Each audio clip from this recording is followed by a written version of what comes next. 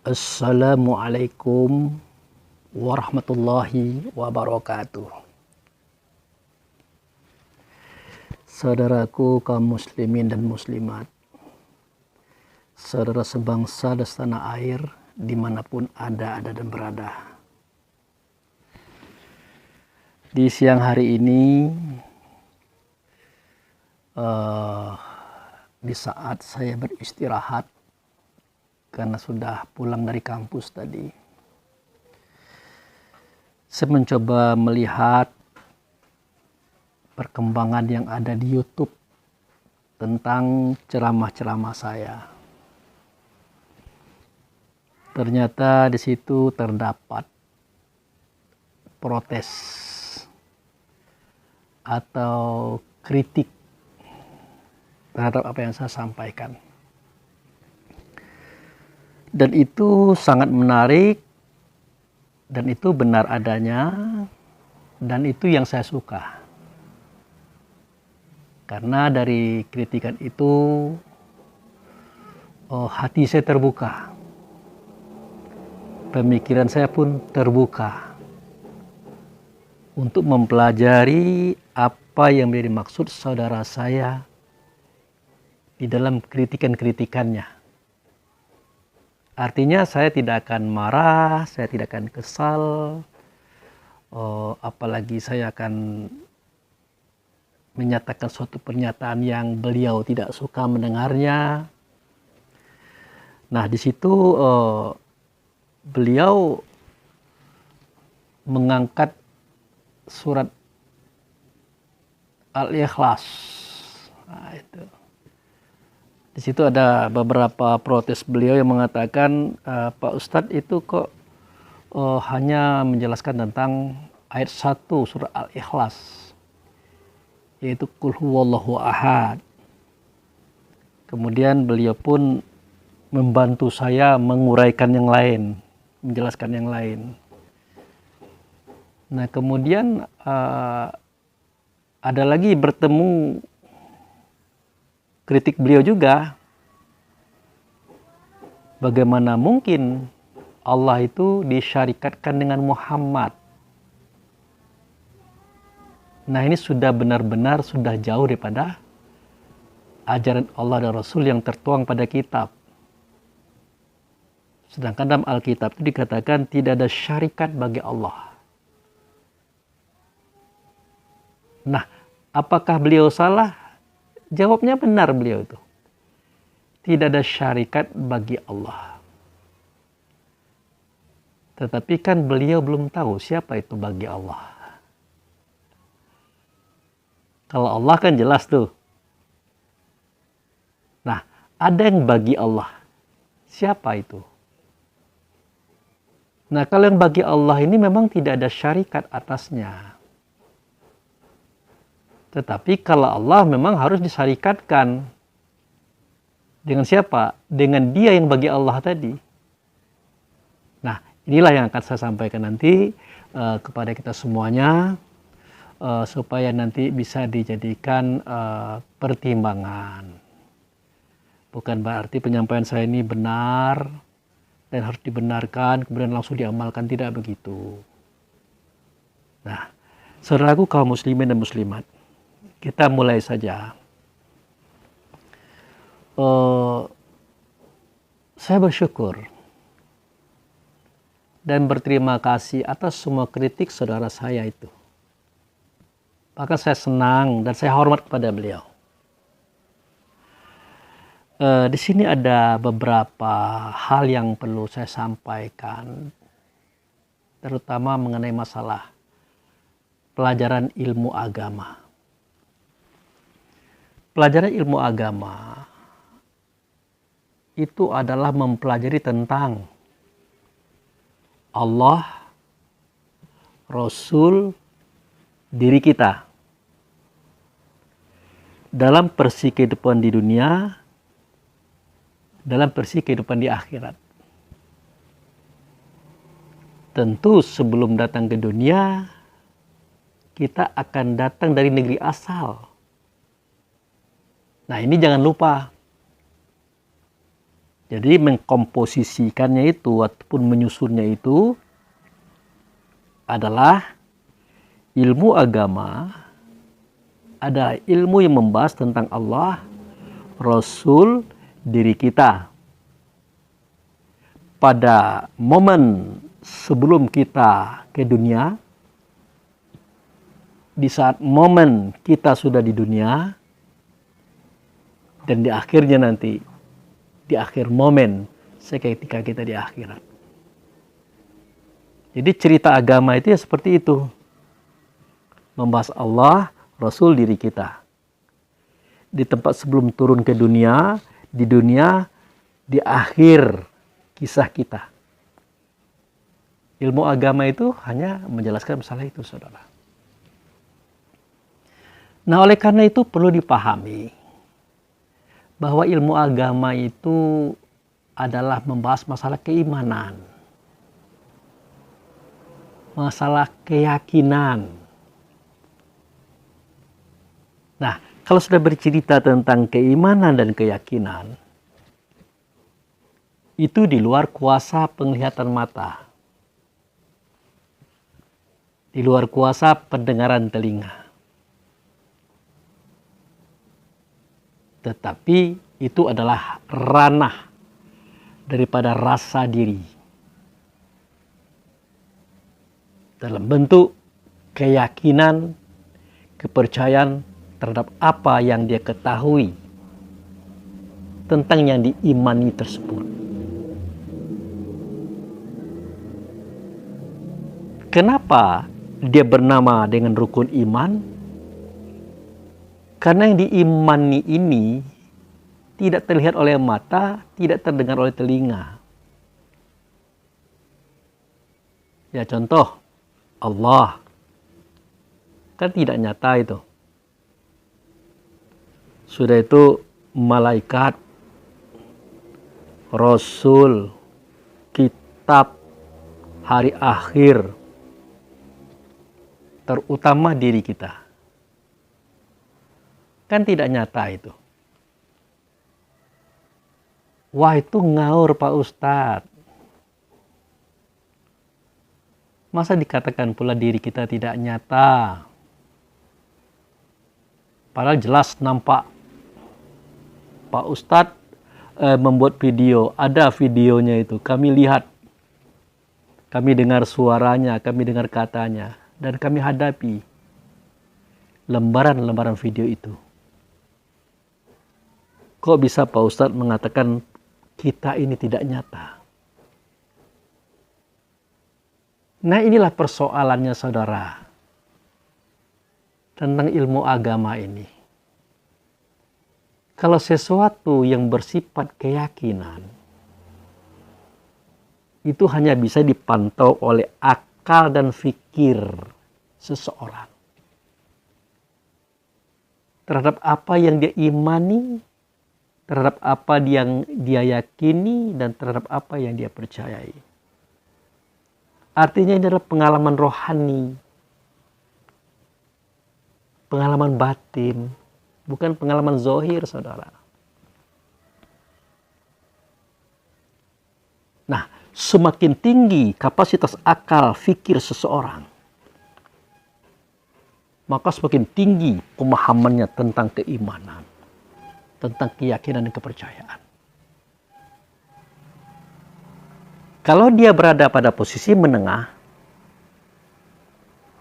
ya pada posisi menengah itulah keimanan, keyakinan, kepercayaannya tentang yang dia yakini. Nah, kalau kalangan bawah, itu susah kita menceritakannya. Makanya dalam ajaran Islam itu kan ada urutan. Ada yang namanya syariat. Ada yang namanya thorikat. Ada yang namanya hakikat. Ada yang namanya ma'rifat. Ada namanya i'tiqad. Jadi antara syariat dengan thorikat itu sudah mulai berbeda dia. Thorikat dengan hakikat itu sudah mulai berbeda dia. hakikat dengan makrifat itu sudah mulai berbeda dia. Apalagi i'tiqad. Jadi saudaraku harus pahami ini dulu. Jangan sampai nanti saudara itu seperti kaum jahiliyah. Seketika mendengar Rasulullah mengatakan bahwa tidak satu pun di antara kalian semuanya pasti dibangkitkan oleh Allah dari kematiannya, dari kuburnya. Nah, makanya salah seorang kaum jahiliyah mengambil cangkul ke rumahnya. Dia pergi ke perkuburan, dia gali itu kuburan. Dia ambil tulang-tulang. Dia bungkus. Dia datangi Rasulullah, langsung dia lemparkan. Coba Muhammad. Bagaimana mungkin Allah bisa membangkitkan tulang belulang yang sudah seperti ini?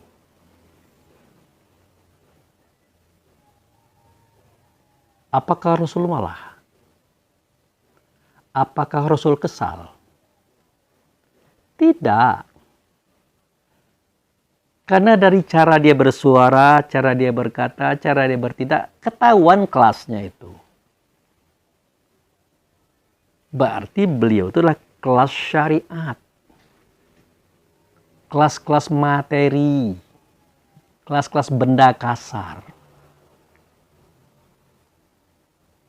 Sedangkan Nabi Muhammad bercerita tentang ilmu hakikat. Bukan cerita daging, kulit, bulu atau roma, otak, tulang atau urat. Tubuh. Beliau tidak cerita itu. Beliau cerita tentang kamu. Kamu nanti semuanya akan dibangkitkan oleh Allah. Tak satu pun kamu pasti dibangkitkan oleh Allah. Jadi kamu di sini bukan daging, kulit, bulu atau roma. Bukan tulang, orat atau otak. Bukan darah, bukan limpa, bukan usus, bukan paru, bukan jantung. Bukan pula limpa atau ginjal yang ada pada tubuh. Kamu itu adalah orang yang mendengar di telinga, melihat di mata, mencium di hidung, berkata di lidah, berpikir di otak, bergerak di tubuh. Kamu yang dimaksudkan itu adalah roh. Roh itulah diri kita yang sebenar diri. Nah, Rasulullah itu berbicara dengan ruh itu, ruh sahabat pada waktu itu. Yang ruh-ruh itu ada pada tubuhnya mereka masing-masing. Nah, beliau tidak cerita tentang daging, kulit, bulu atau roma, tulang, otak, urat, jantung, limpa, usus, ginjal, darah, tidak. Kalau itu untuk apa dibangkitkan? Tidak ada manfaatnya itu. Nah, bahkan Rasulullah sempat memberikan sedikit gambaran kepada beliau orang jahiliyah tadi. Ternyata Anda sudah dilupakan dengan kejadian yang pertama. Kalau kejadian pertama saja tulangnya tidak ada, uratnya tidak ada, otaknya tidak ada, ya, jantung tidak ada, paru tidak ada, limpa tidak ada, usus tidak ada, ginjal tidak ada, darah tidak ada, daging, kulit, bulu atau roma juga tidak ada. Justru Allah lahirkan. Itulah Anda semuanya itu. Bisa Allah menjadikan itu. Apalagi Anda pernah lahir ke dunia. Anda sudah pernah punya daging, kulit, bulu atau roma. Sudah pernah punya tulang yang kayak Anda lemparkan kepada saya ini. tentu akan lebih mudah lagi Allah membuatnya itu. Nah, dialog ini menceritakan kepada kita, itulah dimensi pemikiran yang berbeda. Yang menjadikan itu seakan-akan bertentangan. Padahal tidak. Tidak bertentangan itu. Orang kafir Quraisy itu ada benarnya. Bagaimana mungkin Allah bisa menjadikan tulang-tulang ini hidup kembali? Itu menurut akal dia, benar dia itu. Tapi menurut akal dia. Kalau menurut akal Rasulullah dan sahabat, bukan begitu. Dan ceritanya pun tidak cerita itu. Dia cerita tentang ruh tadi. Dia akan dibangkitkan kembali oleh Allah dalam bentuk tubuh badan jasad yang baru. Tentu tidak menggunakan tulang belulang yang tadi yang dilemparkan. Yang lain pula lah. Ngapain ngumpulin yang model-model itu? Nah, ini hanya berbeda dimensi cara berpikir saudara. Nah, begitu juga saudara saya yang mengkritik saya ini. Dia mengangkat tentang surah Al-Ikhlas yang punya Qul huwallahu ahad. Di situ kan saya jelaskan, Qul itu katakan hai Muhammad. Sampaikan hai Muhammad, ceritakan hai Muhammad bahwasanya Dia Allah satu. Dia Allah satu. Kan jelas kalimat itu. Huwa Allah ahad. Pertanyaannya, siapakah dia itu? Yang dia dengan Allah adalah satu. Siapakah dia itu? Ya tidak mungkin Rasulullah mengatakan dirinya. Karena kelas cara berpikir masyarakat waktu itu tidak sama. Makanya dia menggunakan bahasa yang seperti itu. Sama dengan Allah bercerita pada surat Toha. Dia bertanya kepada Musa, "Hai Musa, apakah di tangan kananmu itu?" Dijawab oleh Musa, "Tongkat ya Allah." Nah, kan lucu ini. Untuk apa? Nah, untuk menggoyang-goyangkan rumput biar kambing itu bernafsu dia makan.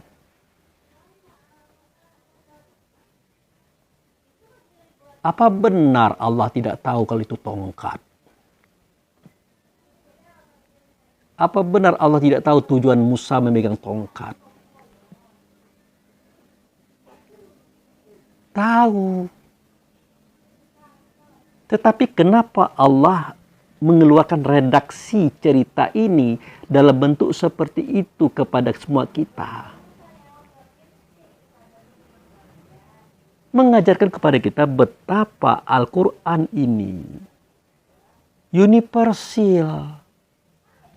Bisa dipelajari oleh kelas apapun. Mulai kelas bawah, kelas menengah, kelas atas.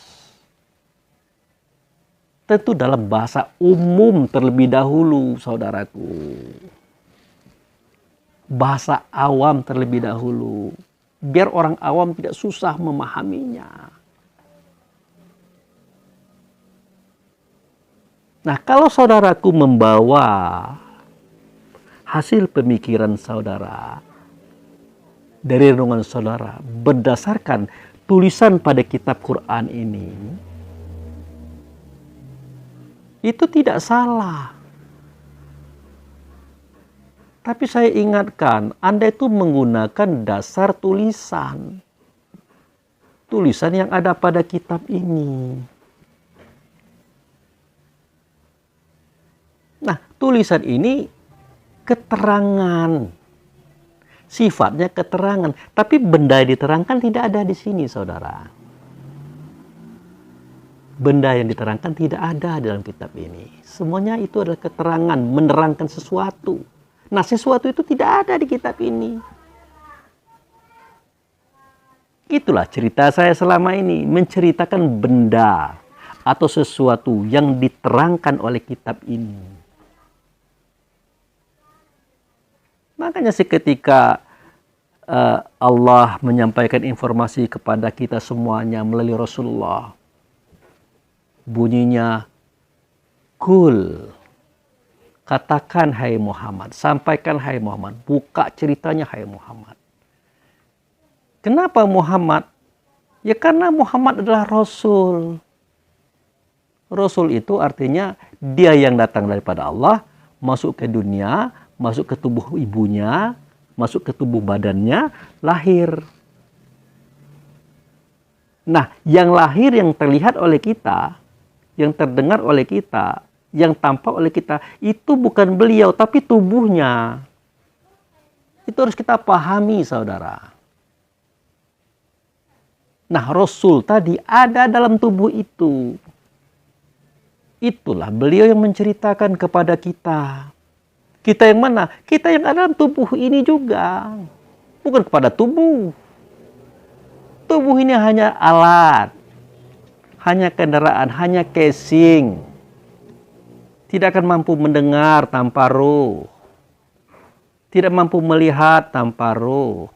Tidak mampu mencium tanpa roh. Tidak mampu berkata tanpa roh. Tidak mampu berpikir tanpa roh. Tidak mampu merasa tanpa roh. Dan tidak bisa bergerak tanpa roh.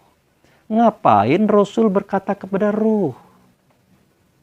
Itulah kajian hakikat yang saya sampaikan selama ini. Nah, katakanlah hai Muhammad. Itu senandung namanya itu. Dia, Allah, satu. Dia, Allah, satu. Satu dia dengan Allah. Ingat, satu dia dengan Allah tidak bisa dibedakan. Kenapa tidak bisa dibedakan? Karena suara Allah, kata Allah, tujuan Allah, keinginan Allah kepada kita sama dianya. Jadi suara Allah itu tidak nyata, maka nyata pada Rasul tadi. Kata Allah tidak nyata, maka nyata pada Rasul tadi. Kehendak Allah tidak nyata, maka nyata pada Rasul tadi. Makanya Rasul itu menyampaikan melalui lisannya.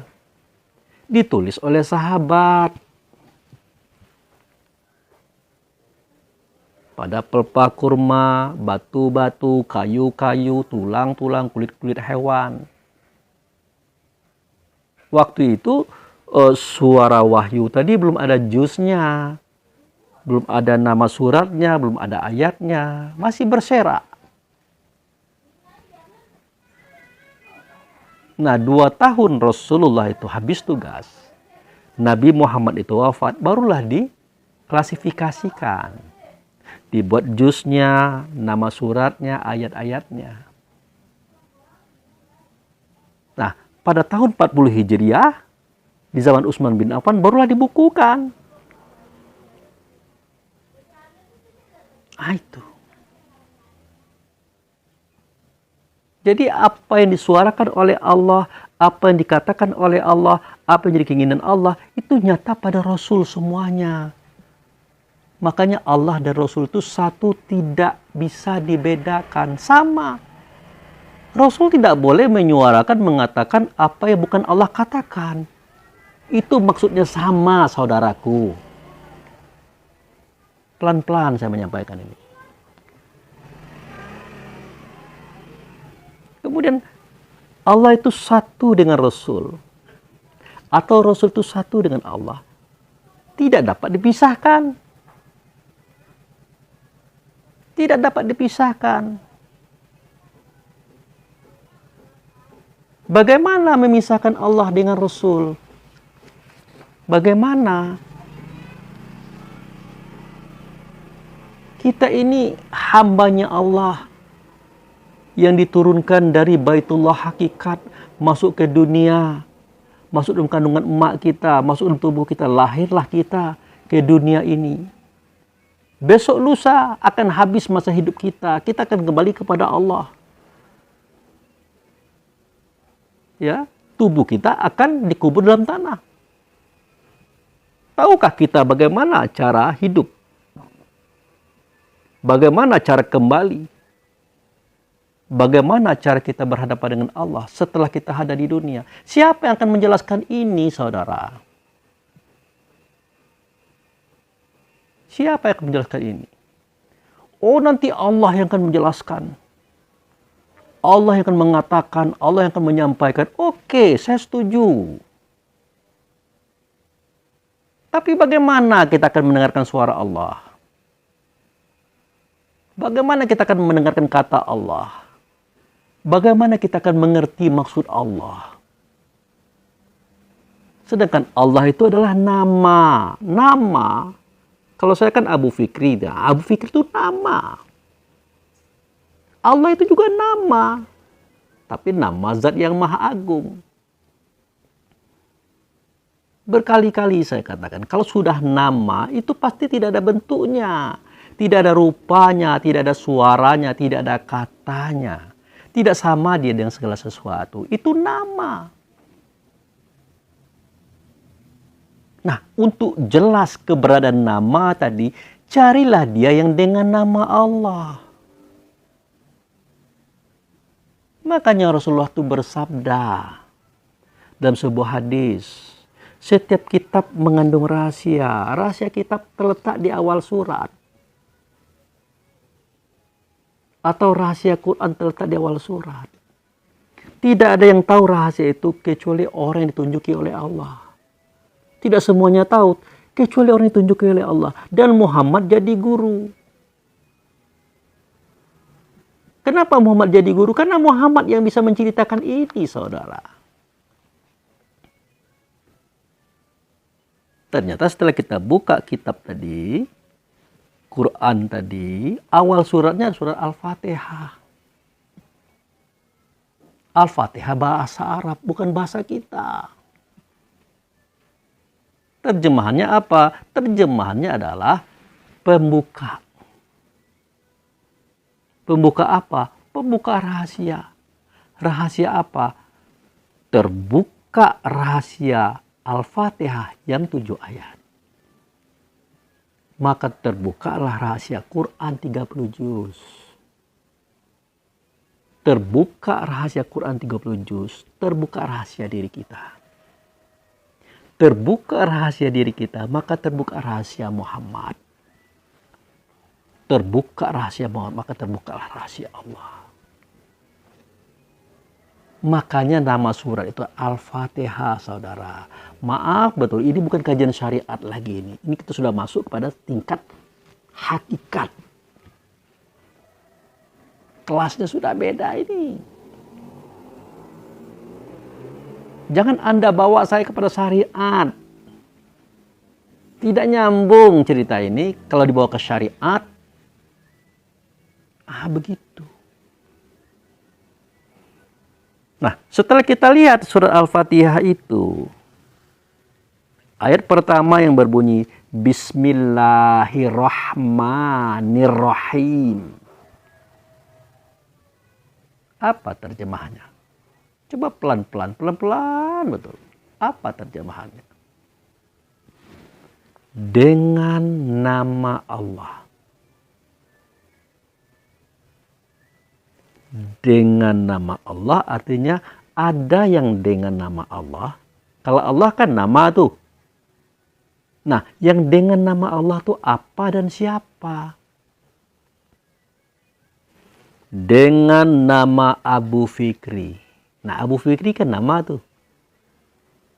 Yang dengan nama Abu Fikri itu apa dan siapa? Tentu inilah orangnya.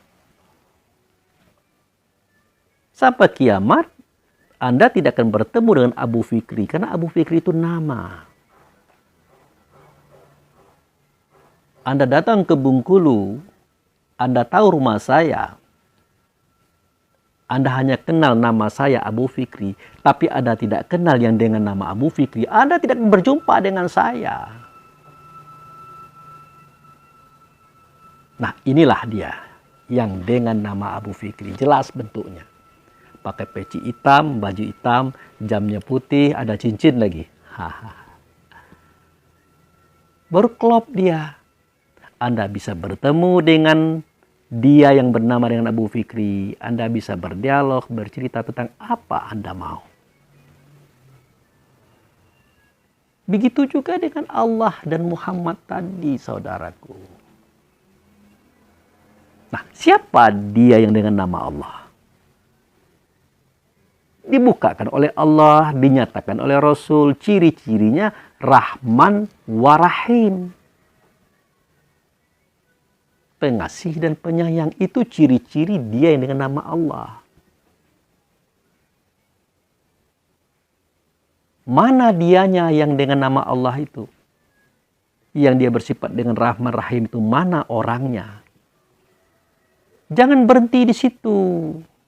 Turun ke ayat 2. Anda akan bertemu dengan kalimat yang berbunyi Alhamdulillahi Rabbil Alamin. Alhamdu itu 2 kata, saudara. Yang satu alif lam, yang satu lagi hamdu. Alif lam, yang satu lagi hamdu. 2 kata.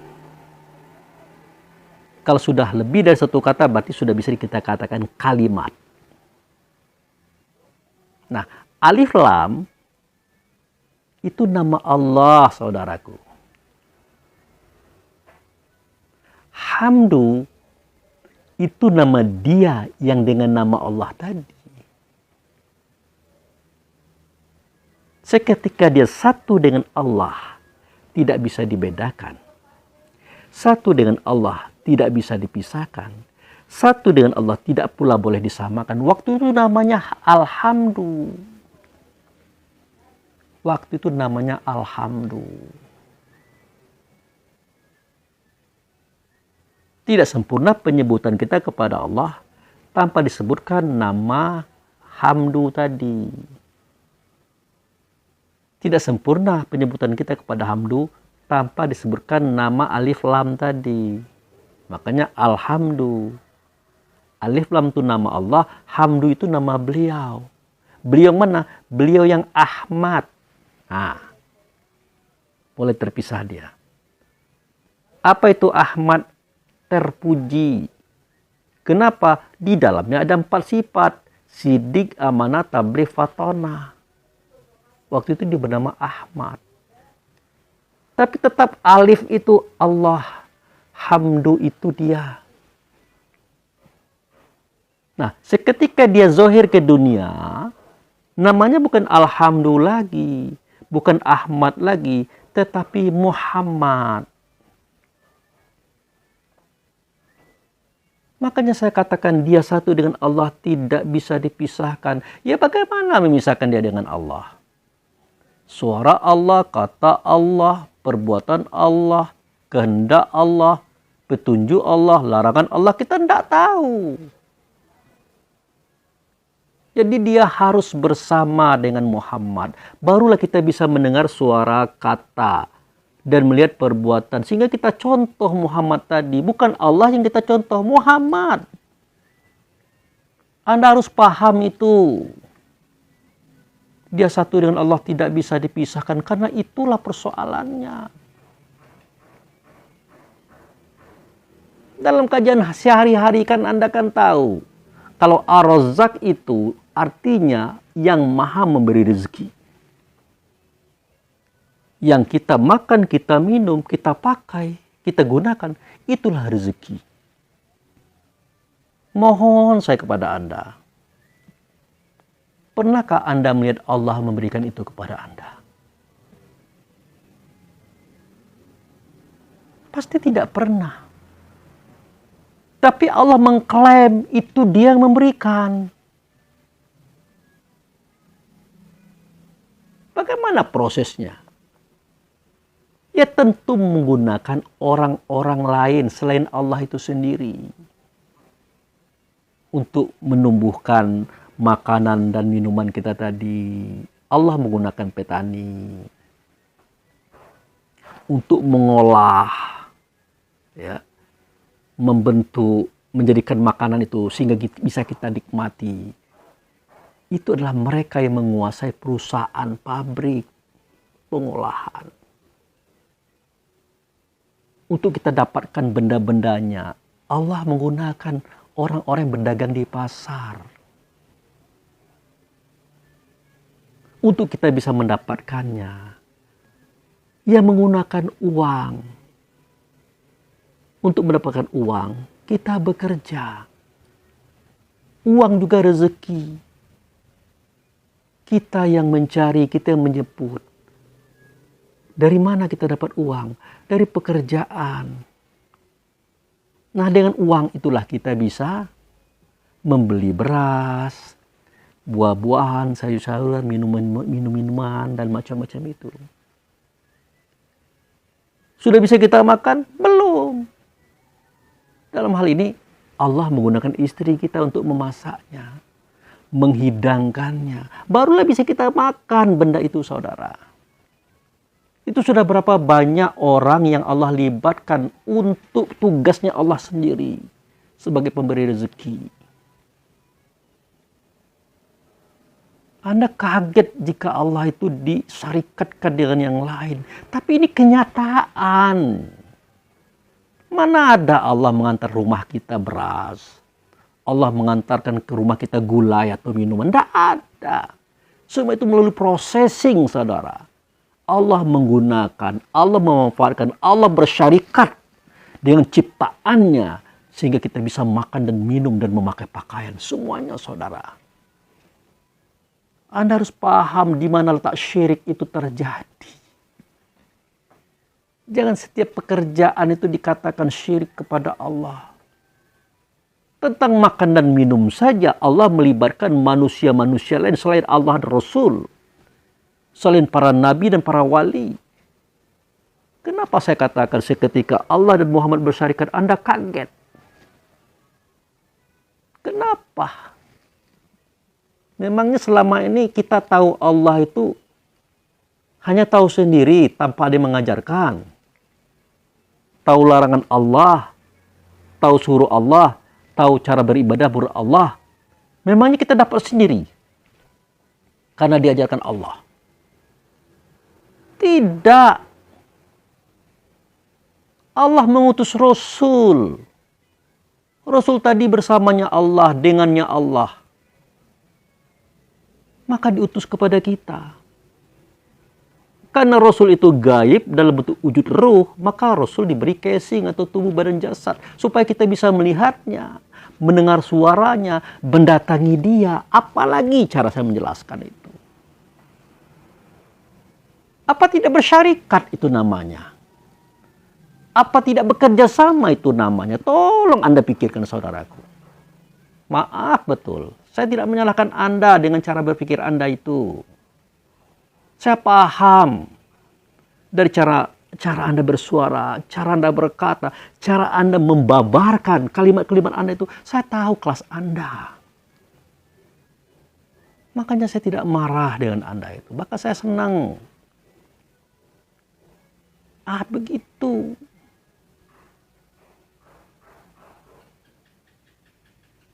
Makanya Allah itu satu dengan Muhammad tidak bisa dibedakan. Karena suara Allah, kata Allah, Muhammad tidak boleh bikin-bikin.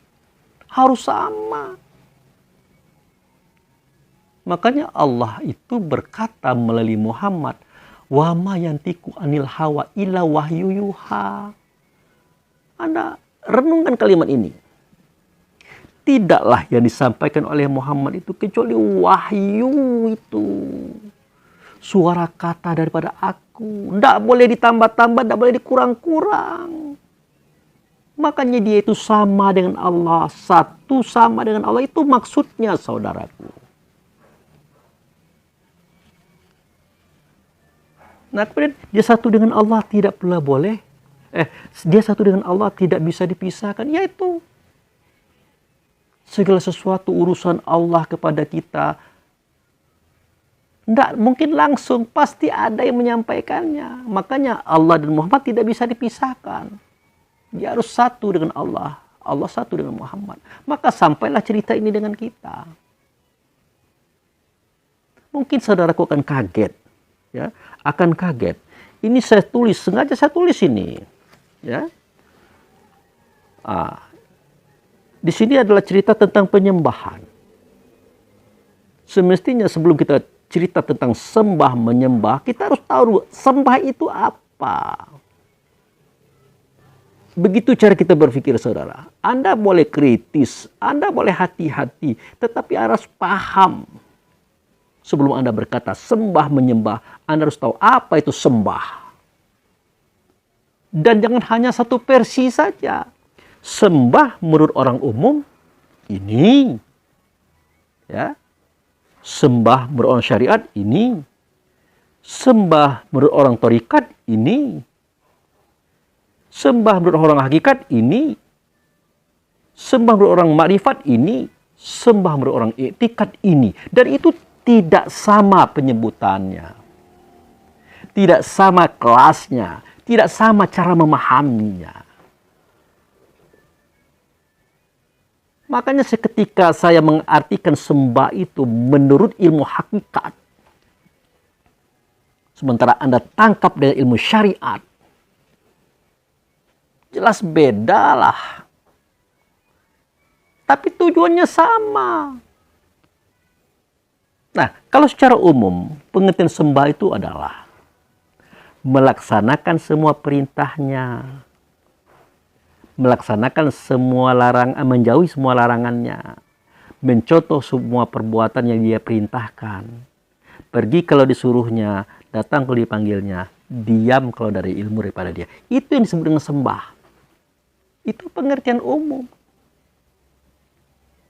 Ya, saya ulangi lagi. Dalam pengertian umum, sembah itu artinya melaksanakan semua perintahnya. Sudah? Yang kedua, menjauhi semua larangannya. 3, mencontoh semua perbuatan yang dia perintahkan untuk kita contoh. Sudah? 4, pergi kalau disuruhnya. 5, datang kalau dipanggilnya. 6, diam kalau tidak ada ilmu daripada dia.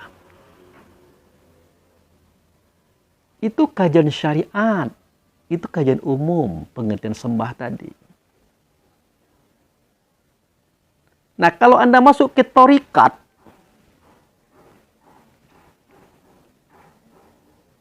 lain lagi pengertiannya. Yaitu menyuarakan suara Allah, mengatakan kata Allah, memperbuat perbuatan Allah yang ia nyatakan pada Rasul. Begitu. Itu di torikat.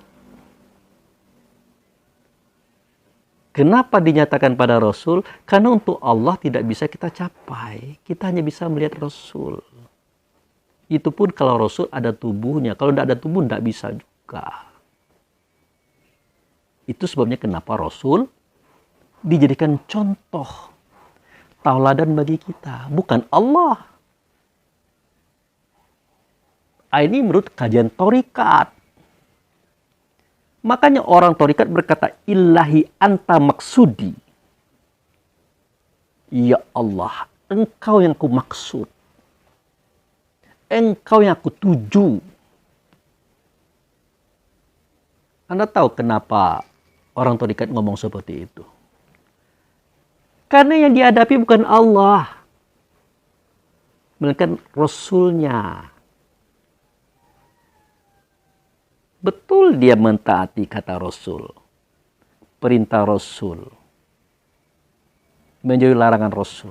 Tapi pada hakikatnya yang dia tuju adalah perintah Allah, larangan Allah, keinginan Allah. Makanya mereka berkata, Ilahi anta maksudi. Ilahi engkau itu yang aku maksud. Allah, engkau itu yang kumaksud, bukan Rasul. Tetapi tanpa Rasul tidak bisa kepada Allah. Karena Allah tidak berbentuk, tidak berupa, tidak bersuara, tidak berkata. Tidak nyata semua itu, melainkan nyata pada Rasul.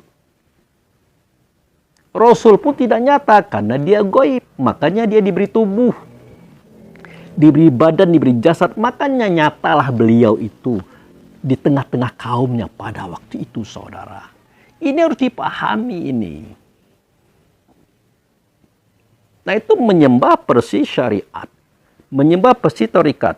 Bagaimana menyembah persis hakikat? Wah. Bagaimana menyembah persis marifat? Wah. Bagaimana menyembah dan persis i'tikad? Tidak bisa diceritakan. Mungkin ini yang perlu kita pahami, saudara. Sebelum kita mengkritik orang-orang yang kita berbeda. Sebenarnya kalau kita mau memahami dengan baik, ilmu agama ini kan adalah ilmu ghaib. Makanya berlaku rukun iman di dalamnya. Kepahaman orang tentang yang ghaib tergantung dengan kapasitas akal fikirnya. Berbeda akal fikirnya, berbeda cara dia memahami. Walaupun benda yang dipahami itu cuma satu. Kalau kapasitasnya tinggi, ya tinggi cara dia memahamkan. Kalau kapasitasnya menengah, ya menengah cara dia memahamkan. Kalau kapasitasnya rendah, ya rendah pula cara dia memahamkan. Sebenarnya tidak bisa kita kritik. Tidak bisa kita protes. Karena itu adalah pemahaman, pengalaman kerohanian dia tentang sesuatu yang diyakini.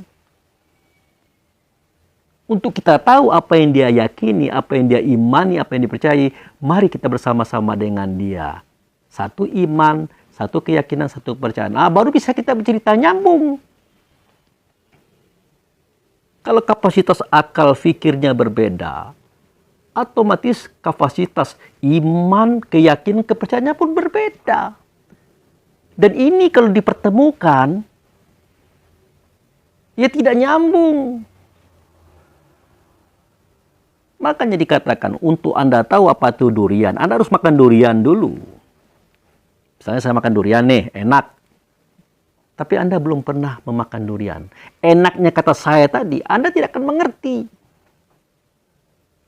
Anda akan paham jika Anda juga makan durian. Begitu saudara tentang ilmu agama ini. Maka saya katakan sebenarnya masalah ilmu agama ini tidak ada kritik, tidak ada protes. Karena kita tidak mampu mengkritik dan memprotes dia itu. Karena itulah pengalaman rohani, pengalaman rasa. Tidak real bendanya. Itu yang saya maksudkan. Bukan saya melarang Anda mengkritik loh. Anda hanya memahamkan saja. Begitu. Anda katakan pula bahwasanya Allah itu tidak ada syarikat baginya. Kalau Allah memang tidak ada syarikat. Kan ada kalimat itu. La syarikalah. La syarikalah. Kan itu yang Anda bawa. La syarikalahu. Tidak ada syarikat bagi dia. Tidak ada syarikat bagi dia. La syarikalahu. Itu kalimat yang Anda bawakan kepada saya. Tidak ada syarikat bagi yang dengan dia. Lahu itu kan bagi dia. Kalau dia jelas Allah. Yang bagi dia, yang bagi Allah siapa? Pernah kita tahu. Kita sering ngomong, bagi Allah, bagi dia. Kalau tadi, la syarikalahu, bagi dia. Ya. Ada lagi, walillah, bagi Allah. Yang bagi dia, bagi Allah ini, kita tahu enggak siapa dia itu? Yang bagi Allah, yang bagi dia pada ayat yang Anda katakan tadi itu Muhammad. Dan tidak ada syarikat bagi dia itu untuk menceritakan tentang Allah. Tidak mungkin ada duanya beliau itu.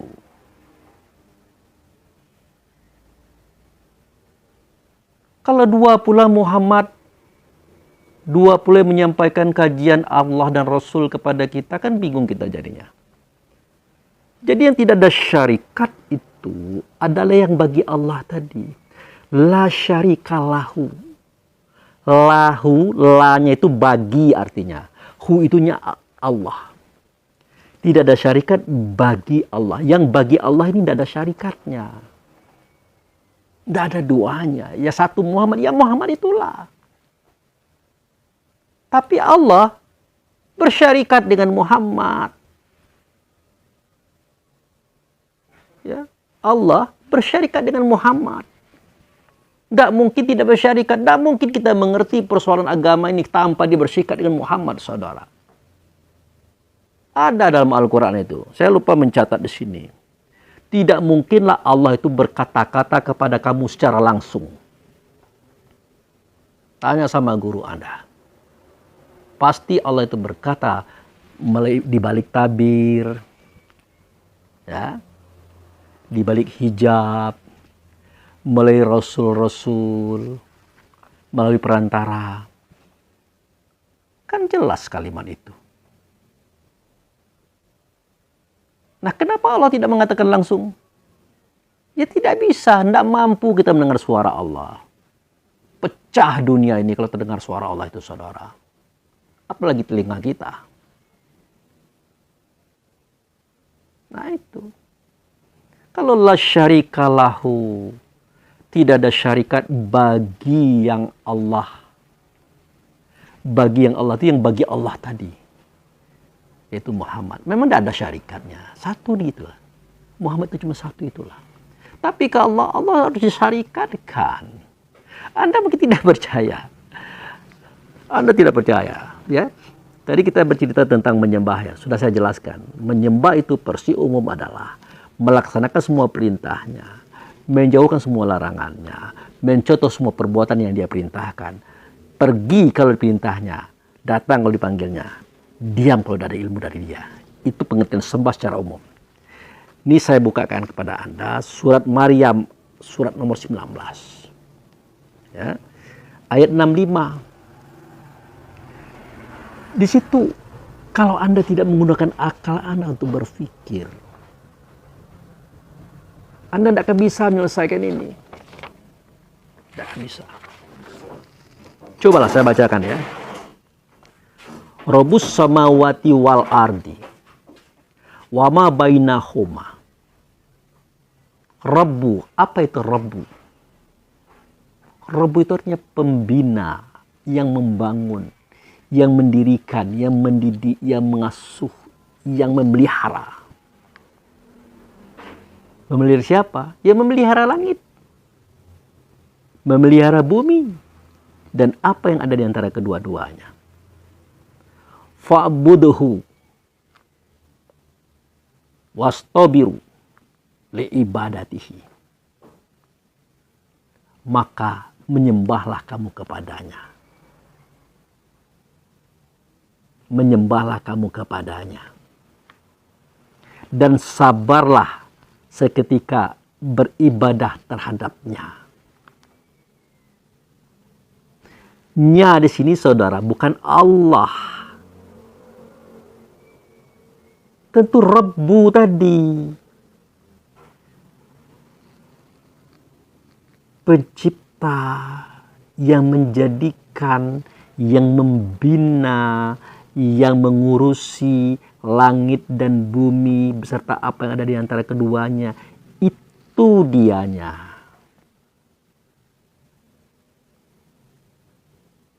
Nah, jadi sembahlah dia. Dia siapa? Dia Rabbu tadi. Dan bersabarlah seketika beribadah terhadapnya. Beribadah terhadapnya artinya melaksanakan perintahnya, menyesemua larangannya harus sabar, mencontoh apa yang dia kendaki harus sabar, pergi kalau disuruhnya harus sabar, datang kalau dipanggilnya harus sabar, diam kalau ada ilmu dari dia harus sabar. Ayat di berikutnya itu, ya, surat Maryam ayat 65, Anda perhatikan, hal ta'lamu lahu samia. Adakah kamu tahu? Lahu, nah ketemu lagi kalimat lahu di sini. Adakah kamu tahu lahu yang baginya sama? Sama apa? Sama-sama disembah. Tahu enggak kamu? Ini Allah ini yang bertanya kepada kita melalui Rasulullah. Tahu enggak kamu? Kalau Allah itu disembah, dalam artian Allah itu ditaati perintahnya, dijauhi semua larangannya, dicontoh perbuatannya, pergi kalau disuruhnya, datang kalau dipanggilnya, diam daripada dia. Kalau itu Allah, tahukah kamu yang juga sama disembah, dalam bahasa lainnya yang juga sama ditaati perintahnya, dijauhi larangannya, dicontoh perbuatannya, pergi kalau disuruhnya, datang dipanggilnya, diam tidak ada ilmunya. Tahu tidak kamu ada yang sama dengan Allah itu? Kalau kita belum tahu, itulah dia Muhammad, saudara. Muhammad. Ya, untuk melaksanakan perintah Allah bagaimana? Suaranya tidak pernah didengar, katanya tidak pernah didengar, pasti melalui Muhammad. Nah, kita mentaati Muhammad sama dengan mentaati Allah.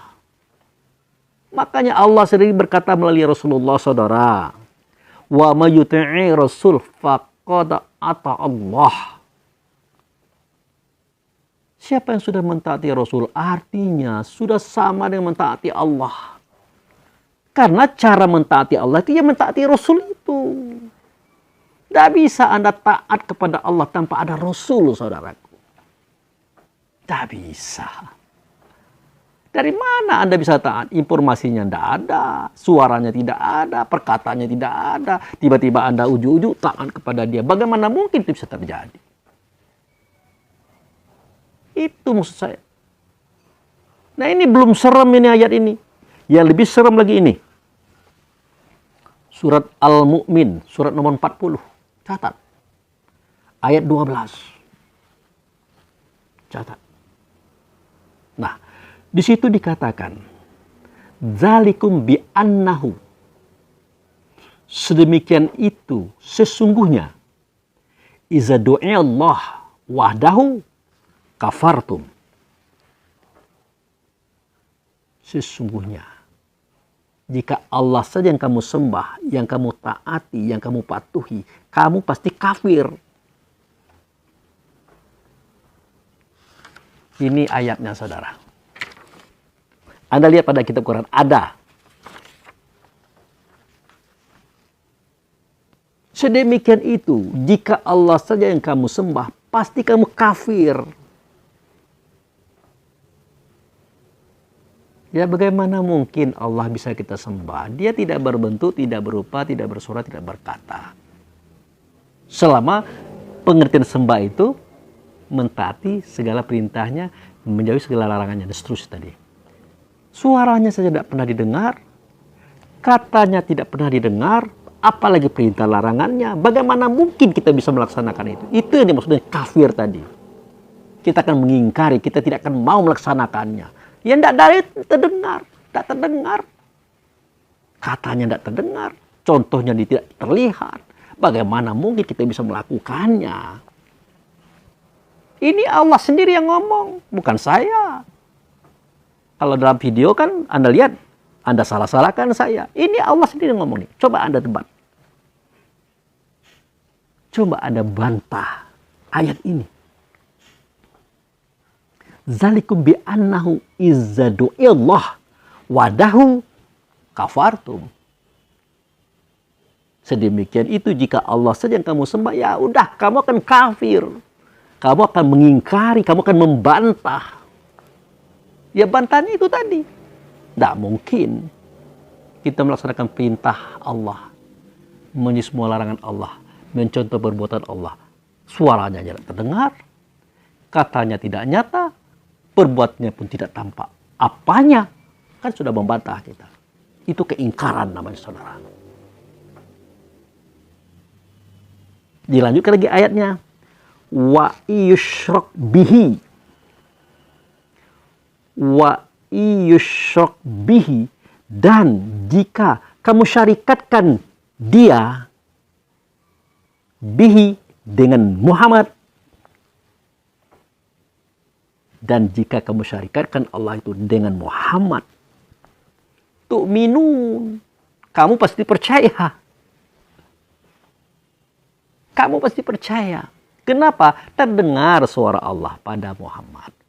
Terdengar kata Allah pada Muhammad. Terlihat contoh Allah pada Muhammad. Itu makanya kita mencontoh Muhammad, saudara. Itu. Ini ajaran Allah dan Rasul loh. Itu.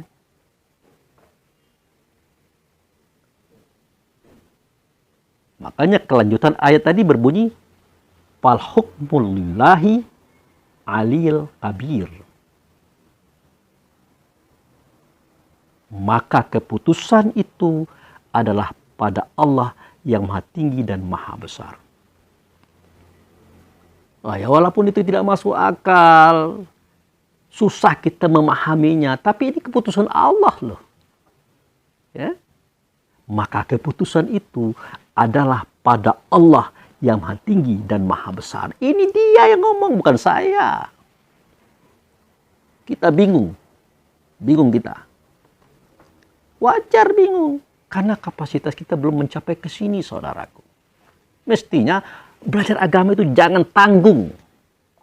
Jangan berhenti sampai kita mati. Ambil tingkat yang paling tinggi, i'tiqad. Penyatuan rasa diri kita dengan Muhammad, Muhammad dengan Allah. Satu kitanya dengan Allah dan Muhammad di tempat itu. Namanya wahdaniyat, saudara. Itu semestinya.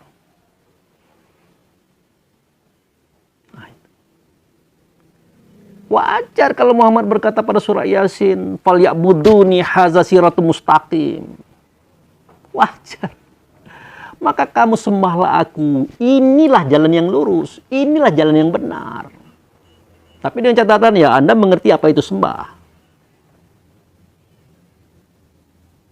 Nah, jadi artinya kamu ikutlah perintahku, kamu jauhilah semua laranganku, kamu contohlah perbuatanku. Inilah jalan yang benar.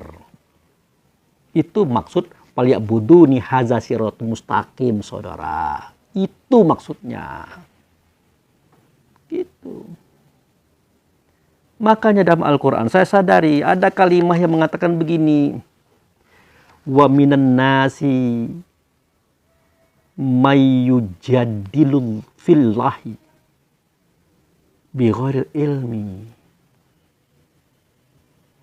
Wa minan nasi mayyujadilullahu fillahi bighairil ilmi. Dan sebagian manusia itu ada yang membantah tentang Allah tidak dengan ilmu.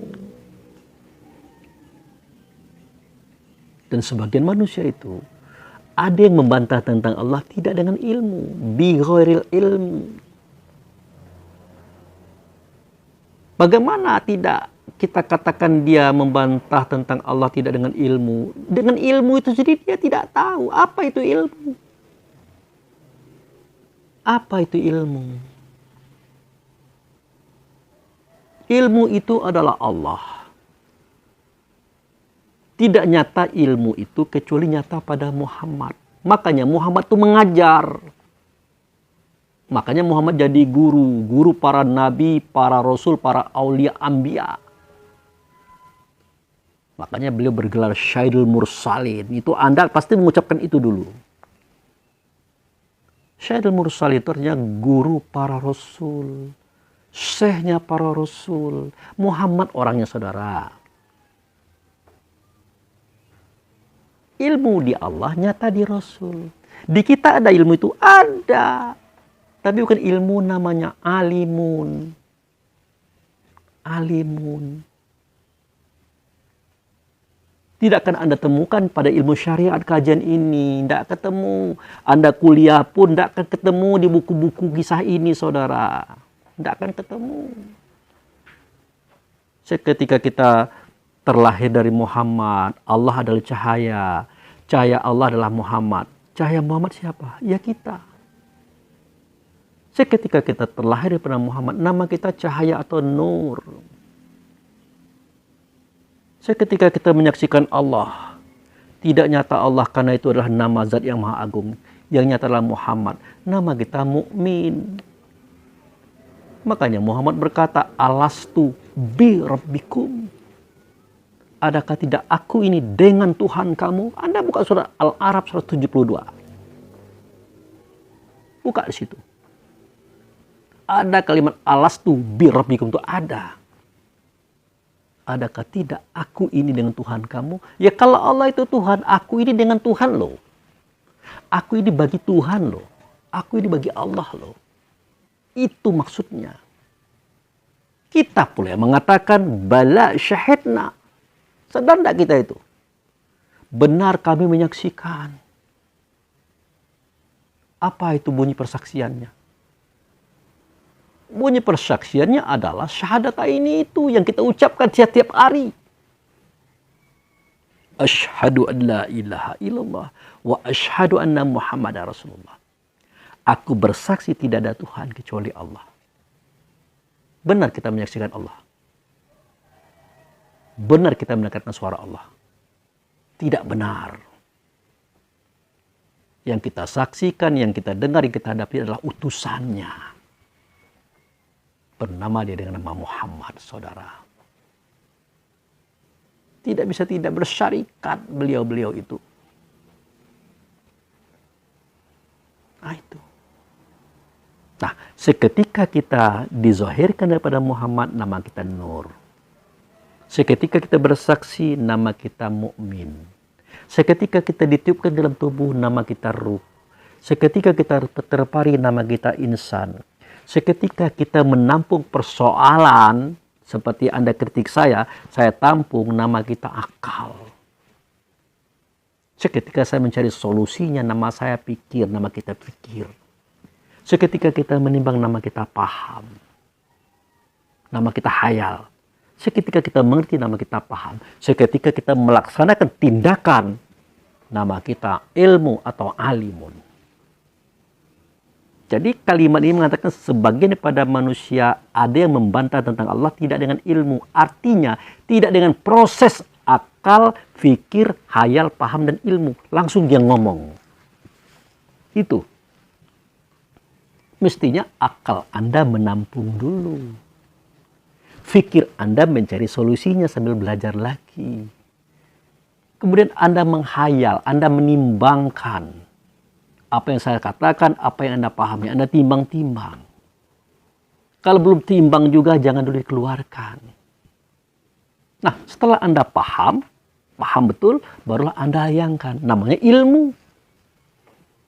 Jadi untuk menyuarakan suara, mengatakan kata, memperbuat perbuatan, tidak mudah, saudara. Harus berdasarkan ilmu. Karena amal ibadah, walaupun itu baik, walaupun itu benar, kalau tidak berdasarkan ilmu, itu ditolak oleh Allah dan Rasul. Ditolak oleh Allah dan Rasul, saudaraku. Anda silakan beribadah, mulai dari syahadat, sholat, puasa, zakat, haji, silakan Anda lakukan. Berdasarkan ilmu apa tidak? Anda mengatakan asyhadu an la ilaha illallah wa asyhadu anna Muhammadar Rasulullah. Aku bersaksi tidak ada Tuhan selain Allah. Aku bersaksi Muhammad itu utusan Allah. Pertanyaannya, bagaimana Allah Anda saksikan waktu itu? Bagaimana? Di mana Anda menyaksikan waktu itu? Kapan? Anda harus jawab itu. Kalau Anda tidak bisa menjawab itu, berarti persaksian Anda itu palsu, saudara. Maaf, ini saya bukakan ini. Semestinya tidak boleh. akan meresahkan hati. Palsu, bohong. Makanya Allah berkata, "Ara'aital ladzi yukazzibu biddin." Adakah kamu melihat orang-orang yang beragama tapi bohong semua? Ngomong menyaksikan Allah padahal tidak pernah. Bukan tidak pernah, pernah tapi Anda lupa. Makanya Anda harus telusuri dengan ilmu dan pengetahuan. Anda belajar. Jangan mematahkan pendapat orang. Sibuk membantah pendapat orang sementara Anda tidak bertambah ilmunya kecuali emosi dan marah. Kemudian nanti bercerita lagi dengan orang lain. Membawa orang lain pun mempersoalkan saya. Anda rugi. Iya kalau umur Anda panjang, kalau umur Anda pendek, Anda mati dalam kondisi kemelut. Kalau saya tidak ada masalah. No problem bagi saya itu. Bahkan saya senang Anda mengkritik saya. Tapi saya kasihan dengan Anda. Begitu maksud saya. Nah itu mestinya. Nah kita tahu mana itu ilmu. Benarkah kita ini sudah berbuat dengan ilmu? Di syahadat saja kita sudah berbohong. Saksinya saksi bohong juga. Buktinya kita tidak bisa mempertanggungjawabkan. Pak Abu Fikri, apakah ada pengetahuannya? Apakah ada ilmunya? Ada. Ada. Sederhana saya katakan. Sederhana ya. Anda pernah mencari cabai. Bertemu dengan cabai. Pasti Anda mengatakan pernah. Aku pernah mencari cabai dan pernah bertemu cabai. Seketika saya tanyakan, saya lebih condong pasti Anda menjawab cabai itu adalah merah keriting. Kadang-kadang ada yang hijau, kadang ada yang kecil namanya rawit. Pasti Anda katakan itu cabai. Padahal itu bukan cabai. Itu tubuh badan jasad cabai. Yang cabai itu mana? Yang pedas itu. Itu cabai. Jadi kalau Anda ingin menceritakan apa itu cabai, yang pedas itu. Jangan Anda ceritakan kepada orang yang belum pernah merasakan pedas. Tidak ngerti dia. Ceritakan itu kepada mereka yang pernah merasakan pedas. Pasti nangkap, nyambung. Nah kalau Anda ingin mencari pedas, carilah badannya, tubuhnya, jasadnya yang kita katakan cabai selama ini. Cari itu. Tanpa itu tidak ketemu. Anda cari pada terong, tidak ketemu. Anda cari pada timun, tidak ketemu. Anda cari pada dia yang selama ini kita sebut cabai. Walaupun setelah itu kita tahu cabai itu bukan itu ternyata. Itu ternyata tubuh, badan, jasad cabai. Cabai itu yang mana? Yang pedas tadi. Begitu juga persoalan Tuhan ini, saudara. Itu maksud saya. Kemudian kita bersyahadat sudah, sholat. Sholat dengan sembahyang saja kita tidak bisa membedakan. Mana sembahyang, mana sholat. Mana menyembah, mana sholat. Kita tidak bisa membedakan. Siapa yang menyembah, siapa yang sholat. Tidak ngerti kita. Padahal itu perbuatan diri kita. Masih panjang langkah agama ini, saudara. Oh, apakah berbeda sembahyang dengan sholat? Ya berbedalah. Coba buka surat Toha ayat 14 itu. Innani anallah la ilaha illa ana fa'buduni wa aqimi sholah li zikri. Sesungguhnya aku ini adalah Allah. Tidak ada Tuhan, akulah dianya. Oleh karena itu, kau sembah aku. Dan dirikan sholat. Di dalam sholat kau ingat aku ya. Di dalam sholat kau ingat aku ya. Pahami saudara kalimat ini.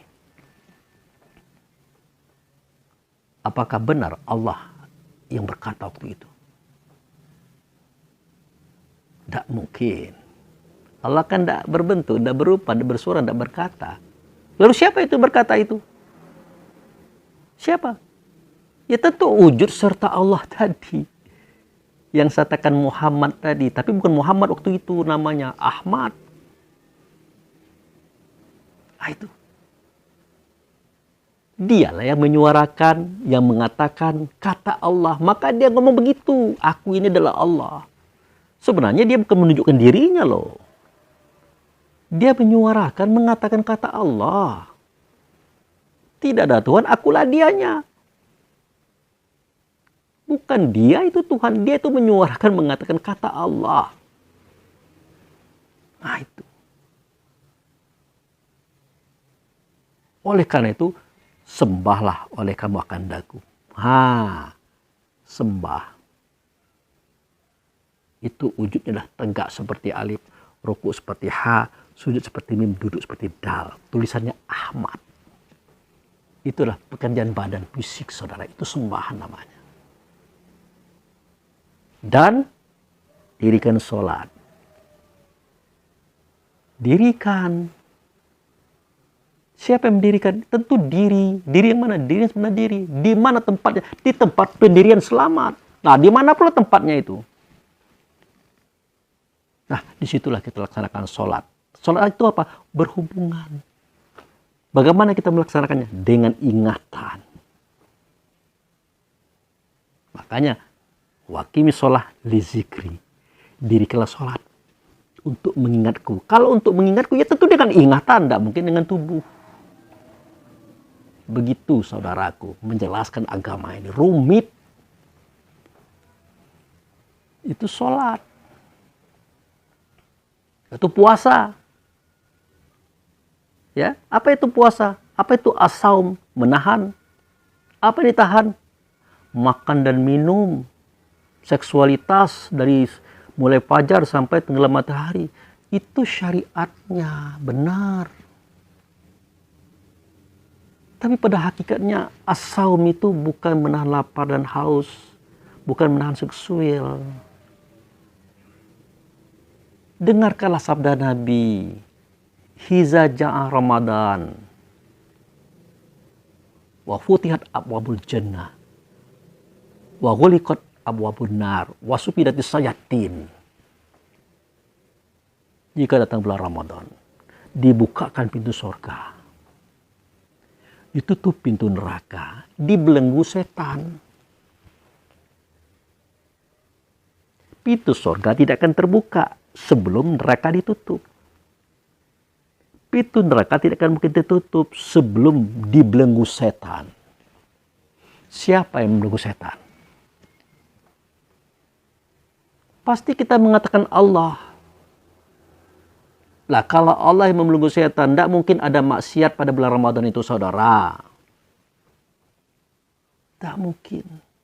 Oleh karena kita tidak ngerti mana itu jin, mana itu iblis, mana itu setan, kita tunjuklah Allah. Padahal tidak begitu. Sifat buruk dalam dada kita, iri dengki, itulah jin. Seketika dia menyatakan itu dalam bentuk suara, itulah iblis. Seketika dia melakukan perbuatan, itulah setan. Makanya dalam surah Yasin itu setan itu nyata adanya, bukan gaib. Bukan gaib. Alam ahad ilaikum ya bani Adam ala ta'budu syaitan innahu lakum adu mubin. Aku udah jelaskan kepada wahai anak Adam, jangan mengikuti setan, jangan menyembah setan, jangan mentaati setan dalam dada ini. Kalau kamu taati, nanti dia akan nyata pada diri kita. Itu kita, itulah setan.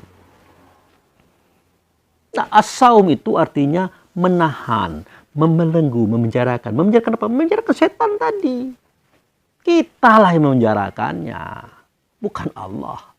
Kita yang membelenggunya, bukan Allah. Itu puasa. Kemudian zakat. Zakat itu artinya mensucikan. Apa yang disucikan? Apa? Kita katakan zakat itu mengeluarkan uang, mengeluarkan beras, emas, macam-macam. Apakah itu zakat? Jawabnya ya. Tapi itu perwujudan syariat. Perwujudan syariat. Perwujudan hakikatnya apa, Pak Abu Fikri?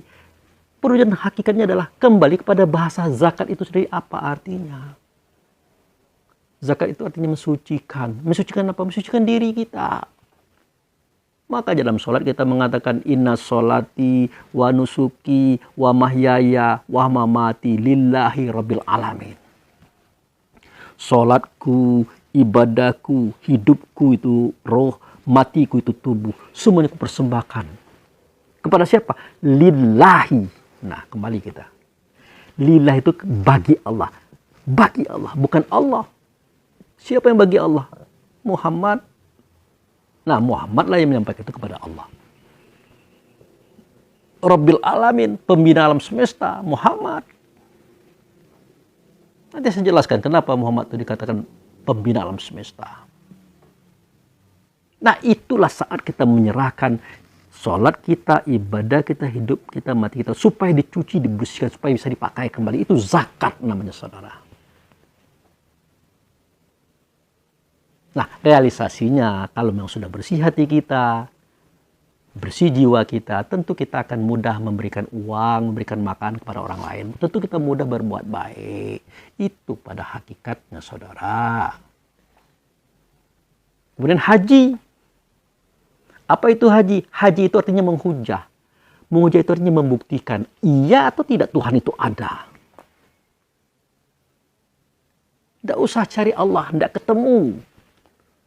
Carilah Rasul. Tidak usah cari Rasul, tidak ketemu, cari Nabi. Ternyata Nabi sudah dikubur pula di Madinah. Siapa lagi yang akan kita cari? Untuk kita iman itu siapa lagi? Ternyata Allah dan Rasul mengatakan, kita ingin beriman kepada Allah. Caranya, cari Rasul. Tidak ketemu, cari Nabi. Tidak ketemu, berkata Allah dan Rasul. Ada pada surah Al-Baqarah, Anda perhatikan itu. Wa aminu bima anzaltu fikum musaddiqan lima ma'akum wala takunu awal kafirun bih. Berimanlah kamu, percayalah kamu, yakinlah kamu kepada Dia yang kuturunkan ada pada kamu loh. Dia itu menyuarakan suara Allah dan Rasul, mengatakan kata ada Allah dan Rasul, ya, menganjurkan anjuran Allah dan Rasul. Dia ada pada kamu. Siapa dia? Dia itu adalah ruh. Dikatakan oleh Allah dan Rasul, wala takulu awaran kafirun bi. Janganlah kamu menjadi orang yang pertama kali mendustakan Dia. Kenapa pertama kali? Karena kita yang paling dekat dengan Dia. Begitu delik agama ini, saudara. Itu membuktikan adanya Rasul itu adalah diri kita. Nah, kita mulai dari atas ya. Adanya Allah itu adalah Rasul. Adanya Rasul adalah kita. Jadi keberadaan Allah itu nyata pada Rasul. Keberadaan Rasul nyata pada kita. Makanya Allah Rasul mengatakan, berimanlah kamu kepada Dia yang kuturunkan ada pada kamu. Itu. Dia tidak pernah bohong, tidak pernah menipu, tidak pernah berkhianat. Seketika kita berbohong, menipu, berkhianat, dia ngomong, wah penipu kamu, berbohong kamu. Dia tahu. Tidak bisa disogok dia. Itulah kepercayaan Allah, itulah iman namanya. Itulah al-haqqu min rabbik. Kebenaran itu datang daripada Tuhan. Dia ini kebenaran. Dia tidak pernah bohong, saudara.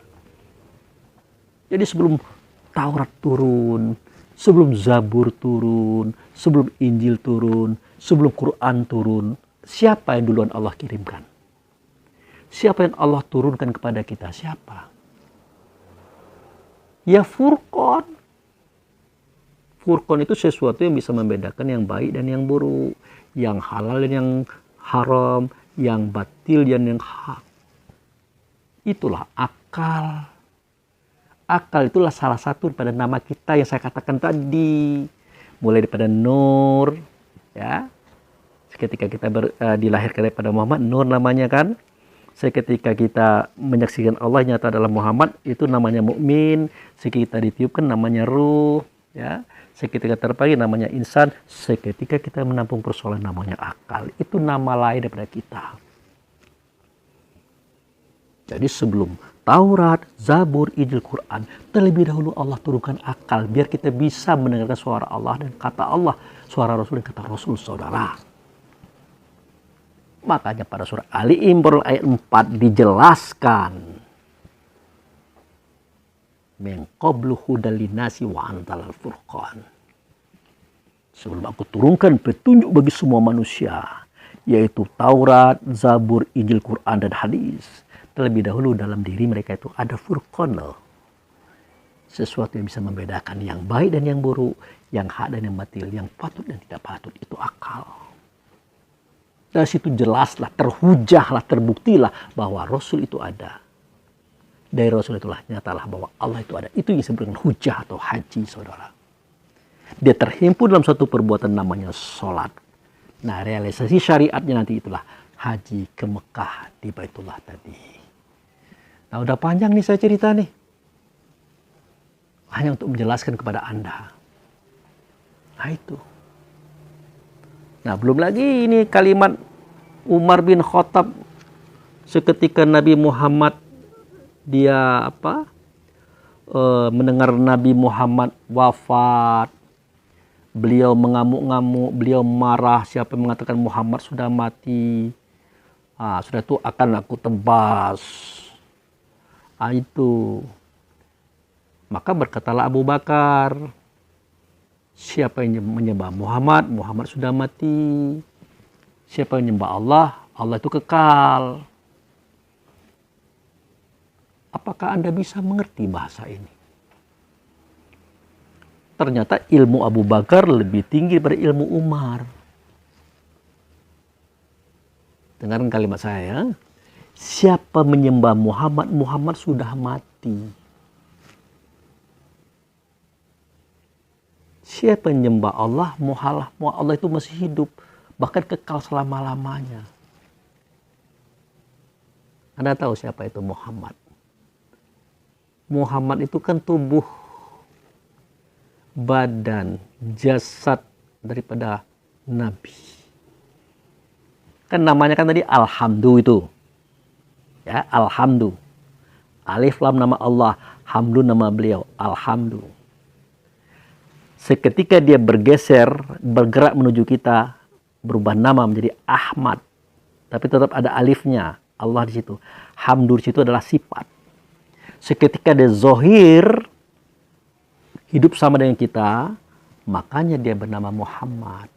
Muhammad itu artinya orang yang membawa sifat. Muhammad itu artinya orang yang membawa sifat. Artinya itu tubuhnya. Yang di dalam itu adalah Ahmad. Seketika kembali namanya Alhamdu. Nah, siapa menyembah Allah? Allah itu kekal. Bersama siapa? Bersama Hamdu. Bersama Ahmad. Siapa menyembah Muhammad? Muhammad itu mati. Itu maksudnya tubuhnya, saudara. Ada kuburannya di Madinah itu. Benar kalimat itu. Dalam bahasa lain, siapa yang mentaati semua perintah Muhammad? Siapa yang menjauhi semua larangan Muhammad? Siapa yang mencontoh perbuatan Muhammad? Tidak bisa lagi. Kenapa? Muhammad itu sudah mati.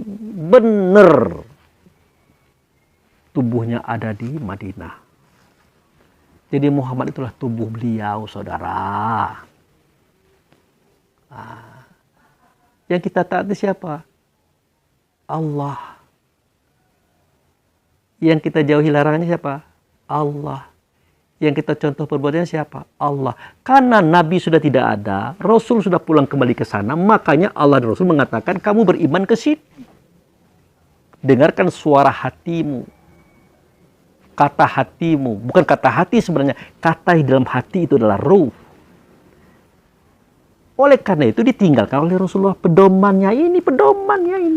Ini pedoman cara kita mengikuti hati tadi ini, saudara. Begitu ceritanya ini. Wa aminu bima anzaltu fikum. Berimanlah kamu, yakinlah kamu, percayalah kamu kepada Dia yang kuturunkan ada dalam dirimu. Wala takunu awalan kafirun bih. Janganlah kamu menjadi orang yang pertama kali mendustakan Dia. Gitu, saudara. Benar kata Abu Bakar itu, kalau kamu mentaati Muhammad, menjauhi larangan Muhammad, mencontoh Muhammad, tidak bisa lagi karena Muhammad sudah mati. Benar, Muhammad sudah mati. Terkubur dia. Tapi kalau kamu menyembah Allah, mentaati perintah Allah, menjauhi larangan Allah, mencontoh perbuatan Allah, Allah itu kekal. Bersama siapa? Bersama Hamdu. Makanya Alhamdu, Ahmad. Sampai sekarang masih ada beliau itu. Kalau mati Muhammad, ya otomatis mati pula kita dong. Karena Muhammad tubuh, kita tubuh. Tapi ya dalam tubuh kita saja, ruh tadi tidak akan pernah mati-mati. Dengan itu dia bisa merasakan nikmat daripada amalnya, siksaan daripada dosa-dosanya. Kalau dia mati, enak kita santai. Nah, makanya itu suara mengaji untuk sholat asar sudah hampir sampai. Saya bacakanlah ayat yang Anda maksud tadi. Wa ma Muhammadun illa rasul. Betul. Dan tidaklah Muhammad itu kecuali seorang rasul. Benar. Seorang utusan. Tapi ingat, yang diutus itu bukan tubuhnya, ruhnya. Sedangkan Muhammad itu adalah nama daripada tubuh. Qad kholat min qablihi rasul. Sungguh sudah terdahulu sebelum beliau itu rasul-rasul. Benar. Afa im mata au kutila angkolibtum, apakah dia mati atau terbunuh, kamu berpaling, kamu tidak lagi berjuang, kamu tidak lagi berdakwah? Kan jelas kalimat itu. Judulnya aja Muhammad. Wa ma Muhammadun.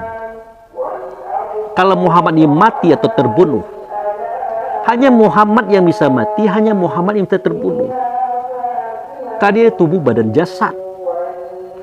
Jelas kalimat ini. Wa ma Muhammadun. Muhammad itu adalah jasad tubuh yang di dalamnya ada Ahmad. Jelas matilah dia. Jelas bisa dibunuh dia, bisa diracuni dia. Bisa. Dan sekarang Muhammad itu terkubur di Madinah. Itu benar. Apakah kamu akan berpaling?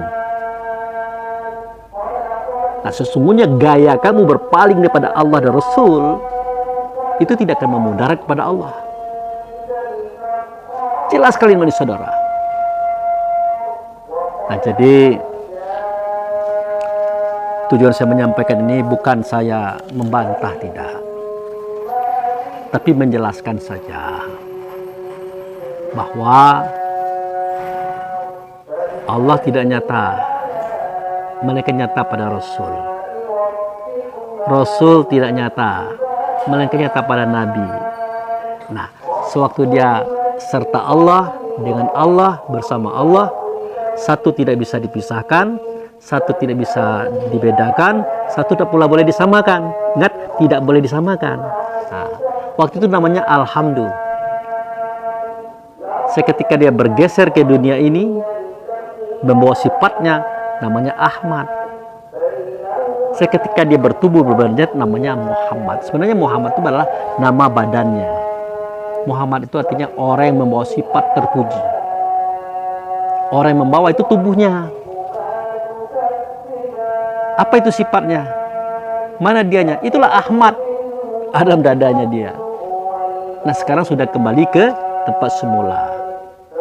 Makanya berkatalah Allah melalui beliau, la uqsimu bihazal balad wa anta hilum fi hazal balad.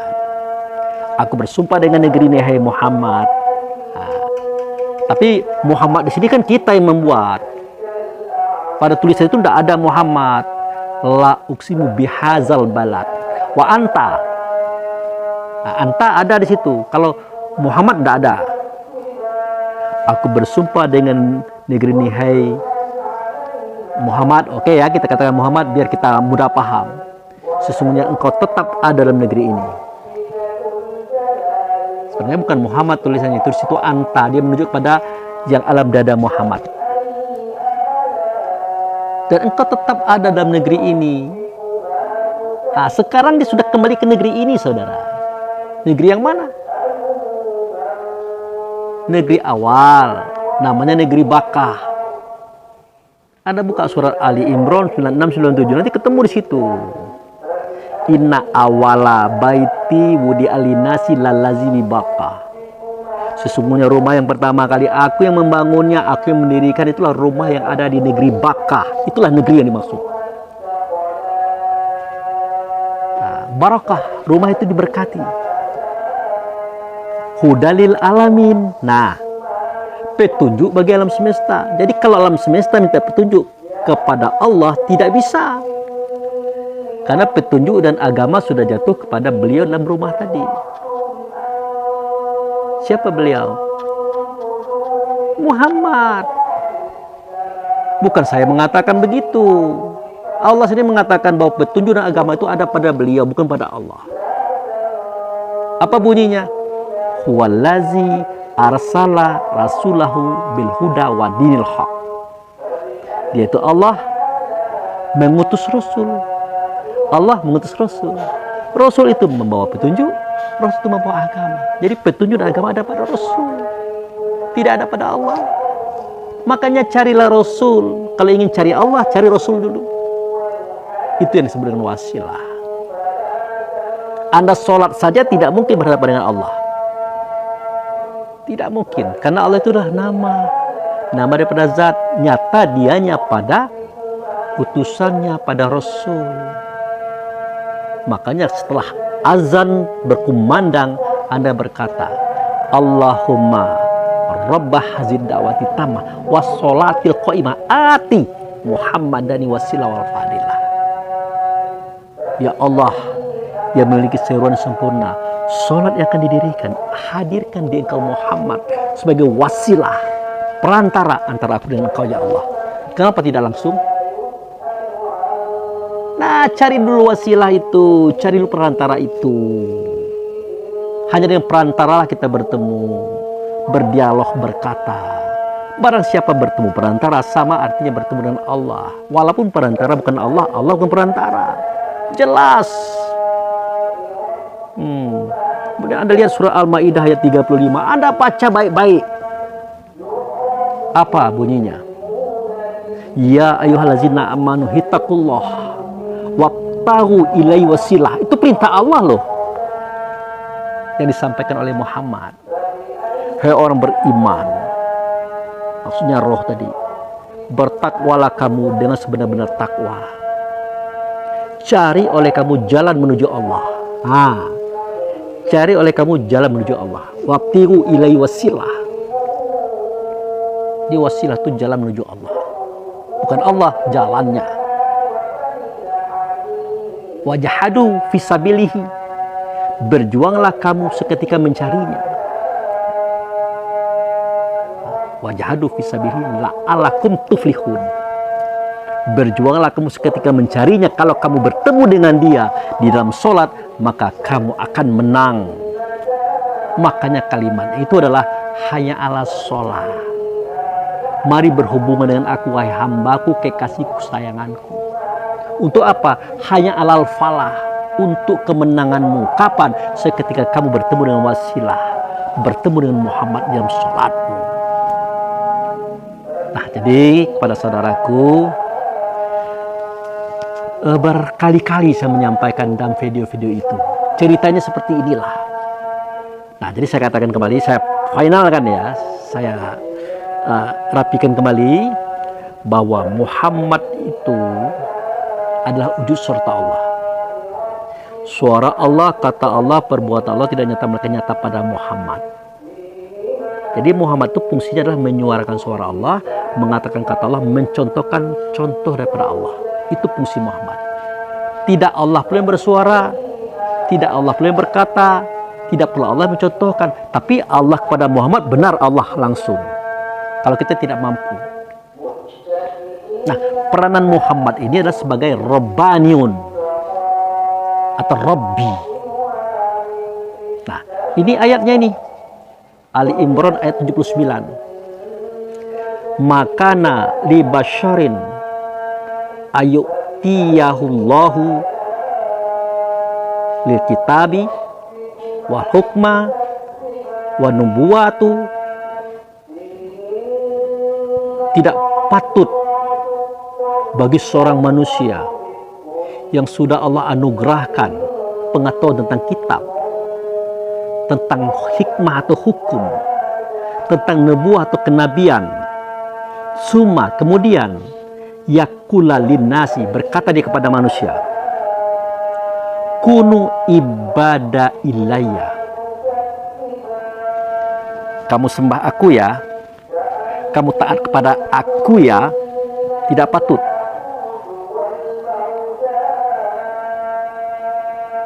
Nah, kunu ibada ilayya min dunillahi, tidak patut. Jadi Muhammad bersuara, Muhammad berkata, Muhammad mencontohkan, dia katakan itu dari dia. Tidak patut itu. Yang benar itu adalah Muhammad menyuarakan, mengatakan, memperberperbuatan Allah untuk semua kita. Hanya Muhammad yang nyata daripada Allah itu, saudara. Itu maksudnya. Maka tidak patut Muhammad itu berkata kepada orang, kamu sembahlah aku, karena suaranya adalah suaraku, katanya kataku, contohku. Bukan begitu. Dia menyuarakan suara Allah, mengatakan kata Allah, memperberperbuatan Allah supaya kamu contoh. Hanya dia yang nyata daripada Allah, tidak Allah. Makanya sambungan ayat tadi dikatakan, walakin kunu rabbanina, dan jadilah kamu itu Rabbani.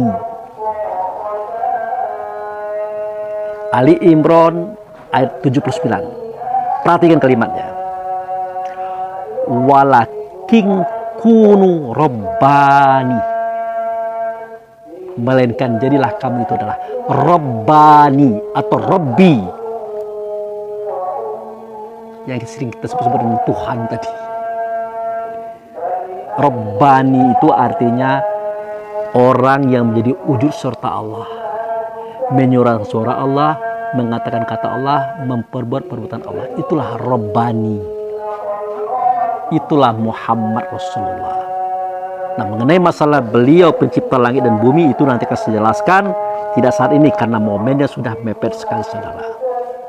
Itu saja yang bisa saya sampaikan kepada saudara saya tadi. Mohon ini diterima dulu, dipelajari dulu, dipertimbangkan dulu, jangan dibantah dulu.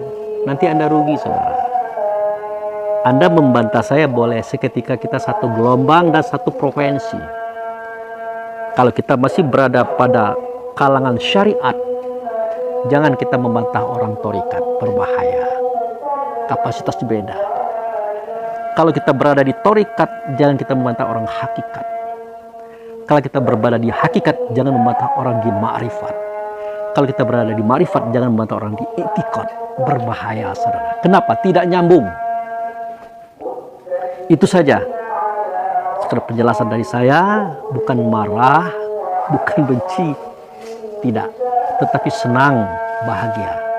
Ini adalah sebuah usaha saya untuk menjelaskan kepada saudara saya yang ada di tempat sana. Semoga juga Anda menonton video ini. Nah, satu lagi saran saya kepada Anda, tontonlah video saya itu dengan hati yang ikhlas, hati yang dingin, dengan tujuan untuk mencari pengetahuan. Jangan untuk mengkritik, Anda rugi. Jangan untuk mengkritik. Kalau cocok Anda pakai, kalau tidak cocok Anda tinggalkan. Kenapa? Dalam masalah beragama ini tidak ada paksaan. Silahkan Anda pilih. Oke? Demikian, terima kasih. Saya tutup saja. Wabillahi taufiq wal hidayah. Assalamualaikum warahmatullahi wabarakatuh.